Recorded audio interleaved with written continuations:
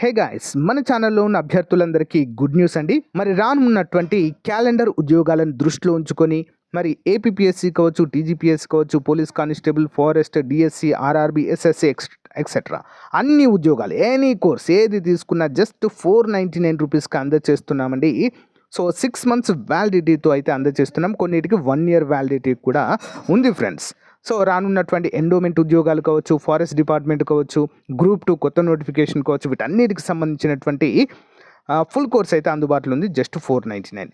ఈ రోజు నుంచే కోర్స్ తీసుకొని మీ ప్రిపరేషన్ కొనసాగించండి. అంతేకాకుండా ఎనీ టెస్ట్ సిరీస్ అండి జస్ట్ 99 రూపీస్కి అందజేస్తున్నామండి.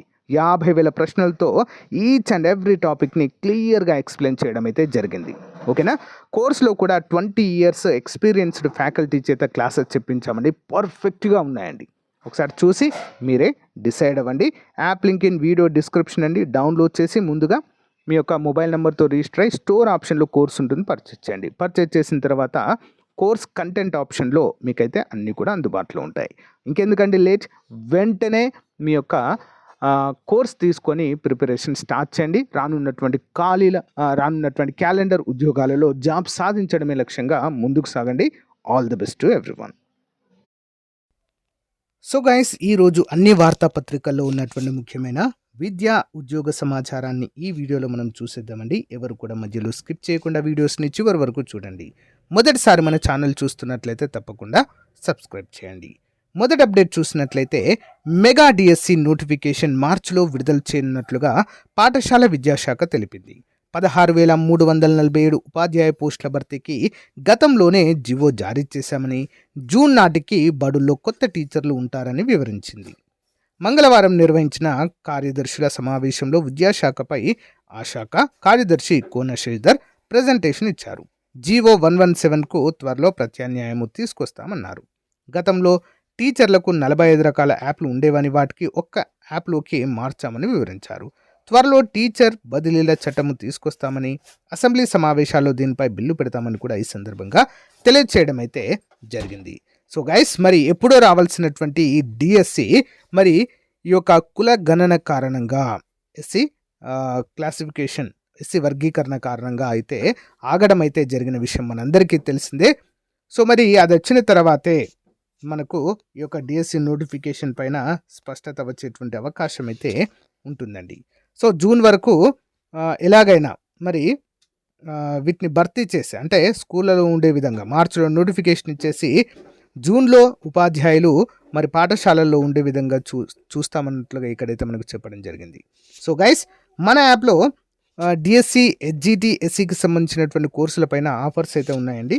ఒకసారి మన యాప్ డౌన్లోడ్ చేసుకొని చూడండి. ఆర్కే ట్యూటోరియల్ మీకు నచ్చితే వెంటనే తీసుకోండి. టెస్ట్ సిరీస్లు కూడా అందుబాటులో ఉన్నాయి. నెక్స్ట్ అప్డేట్ వచ్చేసి నేటి నుంచి వెబ్సైట్లో గ్రూప్ 2 హాల్ టికెట్లు. గ్రూప్ 2 ప్రధాన పరీక్షకు సంబంధించిన హాల్ టికెట్లు గురువారం నుంచి వెబ్సైట్లో అందుబాటులో ఉంటాయని ఏపీపీఎస్సీ ప్రకటించింది. అభ్యర్థులు ముందుగానే డౌన్లోడ్ చేసుకుని అందులోని సూచనలు పాటించాలని పేర్కొంది. గ్రూప్ 2 ప్రధాన పరీక్షలు ఈ నెల 23న 13 జిల్లా కేంద్రాల్లో జరగనున్నాయి. పేపర్ 1 ఉదయం 10 గంటల నుంచి 12 గంటల 30 నిమిషాల వరకు, పేపర్ 2 సాయంత్రము 3 గంటల నుంచి 5 గంటల 30 నిమిషాల వరకు ఉంటుంది అంటూ ఇక్కడైతే క్లియర్గా మెన్షన్ చేయడం అయితే జరిగింది. ఓకేనా.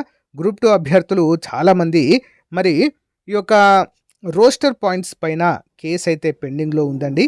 సో చాలామంది మరి అది ఇచ్చిన తర్వాతే ఎగ్జామ్స్ కండక్ట్ చేయాలి అంటూ, నిరుద్యోగులకు న్యాయం చేయాలి అంటూ కోర్టును కూడా ఆశ్రయించినప్పటికీ కూడా మరి ఏపీపీఎస్సీ దీనిపైన ఎలాంటి చర్యలు తీసుకోవడం అయితే మనం ఎలాంటి చర్యలు అయితే ఇక్కడ లేకుండానే మరి పరీక్షను అయితే కండక్ట్ చేయడానికి సిద్ధమైనట్లుగా తెలుస్తుంది. అభ్యర్థులు అయితే ఆందోళన వ్యక్తం చేస్తున్నారు.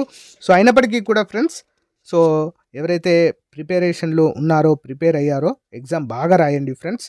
సో ఏదైతే అదైంది నెక్స్ట్ తర్వాత. ఓకేనా. ఫస్ట్ అయితే మీరు ఎగ్జామ్కి బెస్ట్ అటెంప్ట్ అయితే ఇవ్వాలని అయితే చెప్తున్నాను. నెక్స్ట్ ఇంకొక ముఖ్యమైన అప్డేట్ ఏంటి అంటే చూడండి ఫ్రెండ్స్, కంప్యూటర్ ప్రావీణ్యత పరీక్షలకు దరఖాస్తులు స్వీకరణ. పంచాయతీ కార్యదర్శి గ్రేడ్ 5, గ్రామ రెవెన్యూ అధికారి గ్రేడ్ 2, కారుణ్య నియామకాల క్రింద నియమితులైన ఉద్యోగులు మరి తదితరులకు నిర్వహించనున్న కంప్యూటర్ ప్రావీణ్యత పరీక్ష కోసం ఈ నెల 24 నుంచి మార్చి 6 వరకు దరఖాస్తులు స్వీకరించనున్నట్లుగా ఏపీపీఎస్సీ వెల్లడించింది. పూర్తి వివరాలను వెబ్సైట్లో అందుబాటులో ఉంచడం అయితే మనము చూడవచ్చు. ఓకేనా. సో ఎవరైతే మరి ఈ యొక్క కంప్యూటర్ ప్రావీణ్యత, ఓకే, కంప్యూటర్ ప్రొఫిషియన్సీ ఎగ్జామ్కి ఇంకా అప్లై చేయలేదో మరి వారైతే వెంటనే దరఖాస్తు అయితే చేయండి ఫ్రెండ్స్. ఓకే. నెక్స్ట్ అప్డేట్ చూసినట్లయితే ప్రభుత్వ శాఖల్లోకి సచివాలయ మిగులు ఉద్యోగులు నెలాఖరులోగా హేతుబద్ధీకరణ ప్రక్రియ పూర్తి చేసే యోచనలో అధికారులంటూ తెలుస్తుంది. ఇక్కడ చూడండి, గ్రామ వార్డు సచివాలయాల్లో మరి ఉద్యోగుల హేతుబద్ధీకరణలో భాగంగా మిగులు ఉద్యోగులు ఇతర ప్రభుత్వ శాఖల్లో వినియోగించుకునే విషయమై అధికారులు సమాలోచనలు చేస్తున్నారు. ఇందుకోసం వివిధ ప్రభుత్వ శాఖల ఉన్నతాధికారులతో సచివాలయాల శాఖ సమావేశాలు నిర్వహిస్తుంది. వివిధ ఇంజనీరింగ్ విభాగాల ఉన్నతాధికారులతో బుధవారం సమావేశం జరిగింది. సంక్షేమ శాఖల ఉన్నతాధికారులతో గురువారం మరో సమావేశం నిర్వహించనున్నారు. ఈ నెల 17న సచివాలయాల ఉద్యోగ సంఘాలకు చెందిన 17 మంది ప్రతినిధులతో సచివాలయ శాఖ మంత్రి బాల వీరాంజనేయ స్వామి, కార్యదర్శి కె భాస్కర్, డైరెక్టర్ శివప్రసాద్ తదితరులు వేరువేరుగా సమావేశమై హేతుబద్ధీకరణపై వారి అభిప్రాయాలనైతే తీసుకున్నారు. నెలాఖరులోగా ఈ ప్రక్రియ పూర్తి చేయాలని అధికారులనైతే భావిస్తున్నారు. రాష్ట్ర వ్యాప్తంగా 15,004 గ్రామ వార్డు సచివాలయాల్లో 1,27,000కు పైగా ఉద్యోగులున్న విషయం తెలిసిందే. ఓకేనా. మరి ఇతర పాలనా వ్యవహారాల్లో గందరగోళ పరిస్థితులున్న కారణంగా హేతుబద్ధీకరణ ద్వారా వ్యవస్థను సరైన మార్గంలో పెట్టాలని ప్రభుత్వము నిర్ణయించింది.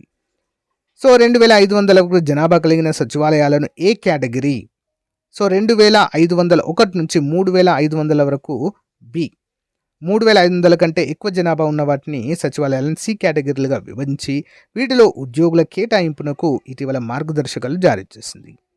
ఉద్యోగులను కూడా మల్టీ పర్పస్, టెక్నికల్, ఆస్పిరేషనల్, ఫంక్షనరీగా విభజించి, ఓకేనా, అంటే 3 రకాలుగా విభజించి ఏ కేటగిరీ సచివాలయాల్లో 6, బి కేటగిరీలో 7, సి కేటగిరీలో 8 మంది ఉద్యోగులను కేటాయించాలని నిర్ణయించడం అయితే జరిగిందండి.